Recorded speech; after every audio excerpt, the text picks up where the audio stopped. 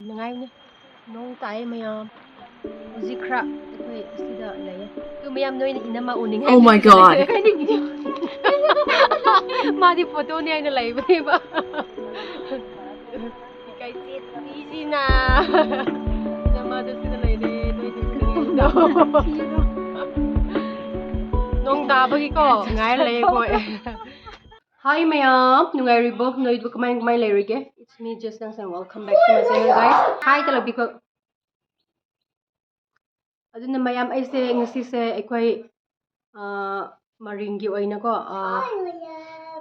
garden ama layeba langgol pikhairga mi ayamba ne di chapasu yawramgani aduga chatribasu yawramgani aduda chattabadu aikoidi am kuireba ko adu ngasi mayam chatke aduga mohi changes to kari labor haibdo yingminarse mayam adugi picto langgol picto area da laibne ikoi khunmanak it's located nearby my village aduga ngasai gi highest garden pic lerman bago guys aduna chatlase yingase chatlase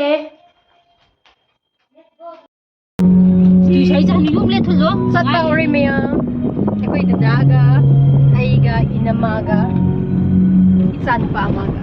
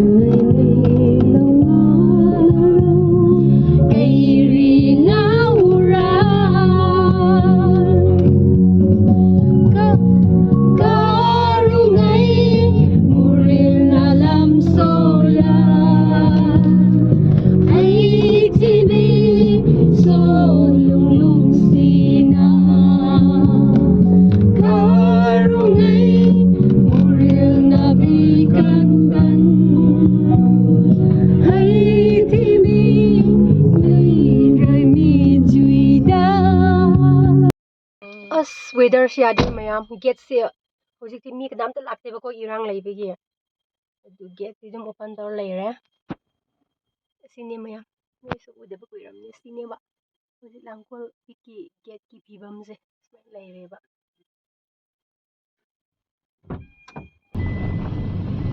yaure mayam kuire si lakta ba se Guys, yaure, we have reached. Sini ba pick to ada le mathak to ko. Pucha masilo hola. Yaure hina ma ko su ko dada ko su. Tu. Yaure mayam. Nong su tae mayam. Tu. Noi su udaba ko ramani tu. Lai ko su sat kar. Sida ngang kra lai sanar. Mi ka nam ta lak ta bi angang ko sanar lai re. Tu sida langgo lai re ba ko.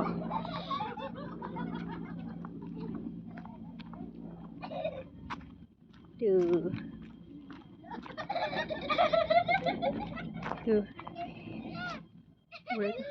Cây đậu rino.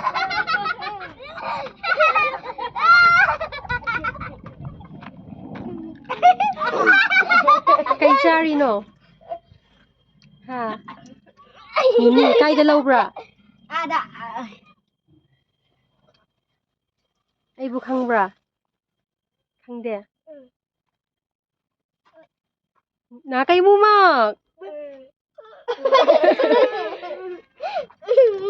Cây kim ring à tu. Ai su maring ne.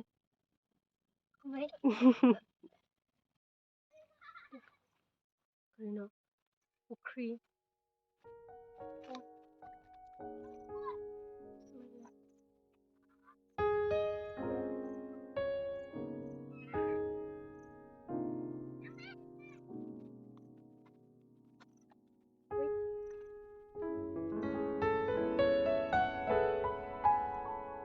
Sila pa na photo ka ya. Yeah, so nice. Just found my favorite flower, cosmos. And the mountain lily. Ina ma hoi sa photo kan na kabra la yeah. It's the way to toilet high re. Oh, I like this view.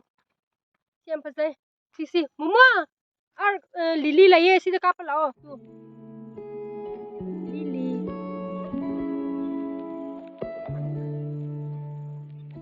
Bra. Yun ko. Lilies.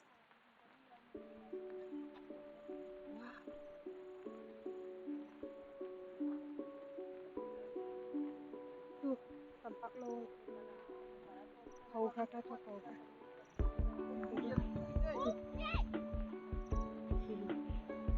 Wow, so happy to be here again. Nungaye. Nungaye.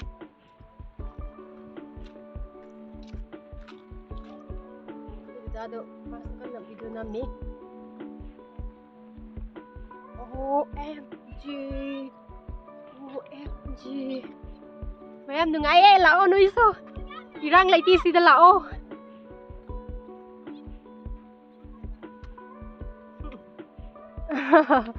Clean do.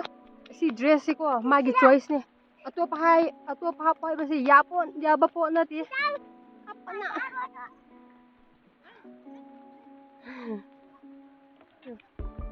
Wow. Pretty line up. Woohoo! You guys, tingnan.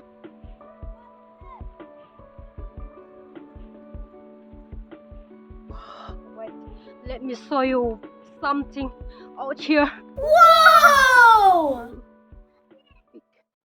Door lady, mayam. Cactus mayam si sa le. Lao mathak kasi lao inama. Go. Blocks mayam si. Daros na. Tani ko. Ay si height ski bani ba ko? Wow! Look at the weather. Nung tae. Asisi yam wang bani maya asidi yeng bagi wang daba man bani ba ko? Yam wang bani ba tu? Ako'y hauji ako'y nakarib ba lambi si sida layre ba ko? Som na su sanay hot na ba malay to kasi sajan sagal ako loitre.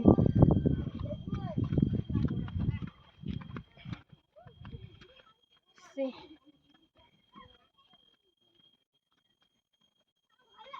When you visit our place, do not forget to visit here, guys. Look at our village. Wow. Tuh, read na. Wow, inge. Nong tare. Oh, it's raining here. It's already raining here. Ew. Wow.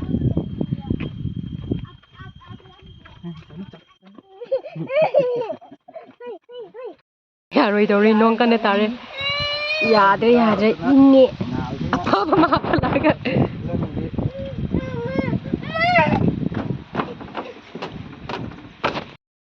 Nong tare muka.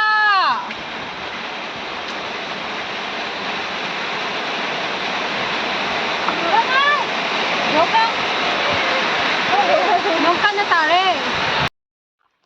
Oh, mayam nong ta bagi ko luin chot kre ai se. Chot kre. Lai sing do. Smile lai re. Langol garden ki phibam se maya. Tu nong sukan na tariye tawri se. Sat lagi. Makharom da du utning bane du upay laitre. Nong tarab ni upay man laitre. Namba chatlo he. Or satya. Umbrella laugi ko.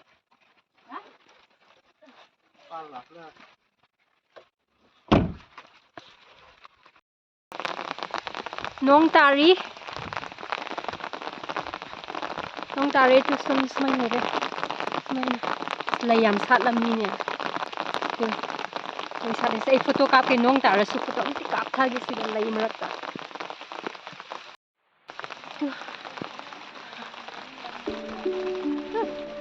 Let's do like this, yes. rimzim ani fazai ko laido guys nong tarabani na halage ko. Hi guys, sumain taraga di video sila salki ko guys. Paano nga say din nong yam taram ba ba music ti tate. So before I say goodbye guys, stay happy, stay healthy guys. Until I see you on my next video. Bye bye.